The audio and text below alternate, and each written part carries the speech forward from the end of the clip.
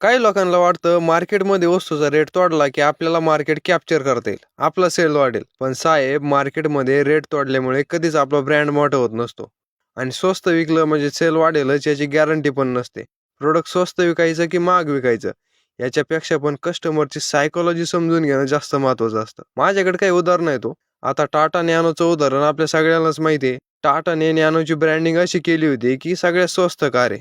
आणि ज्या हिशोबाने प्रोडक्ट स्वस्त विकल्यावर सेल वाढतो, त्या हिशोबाने तर टाटा नॅनो जगातली सगळ्यात जास्त विकली जाणारी कार पाहिजे होती. परंतु ती कार फेल झाली. असं कसं काय झालं? सिंपल कारण आहे. ग्राहकांच्या सायकोलॉजीचा स्टडी केला गेला नव्हता. आपल्या इकडं कार घेणं म्हणजे अभिमानाची गोष्ट आहे. कार घेतली म्हणजे सक्सेसफुल झाला. परंतु नॅनोच्या ग्राहकांना कार घेतल्यामुळे अभिमान तर वाटतच नव्हता, परंतु स्वस्त कार आहे त्याच्यामुळे लाजल्यासारखं होत होतं. आणि हेच कारण होतं की ग्राहकांनी नॅनो खरेदी करणं बंद केलं. रतन टाटांचं व्हिजन मोठं होतं. टू व्हीलरमुळे लोकांचे जास्त ॲक्सिडेंट होतात. त्यामुळे टू व्हीलरच्या किमतीमध्ये कार असणं लोकांच्या फायद्याची गोष्ट होती.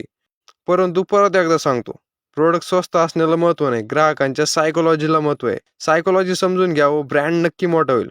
अशाच मार्केटिंग आणि बिझनेसच्या रिलेटेड व्हिडिओसाठी मराठी सीओला फॉलो करून टाका. राम राम.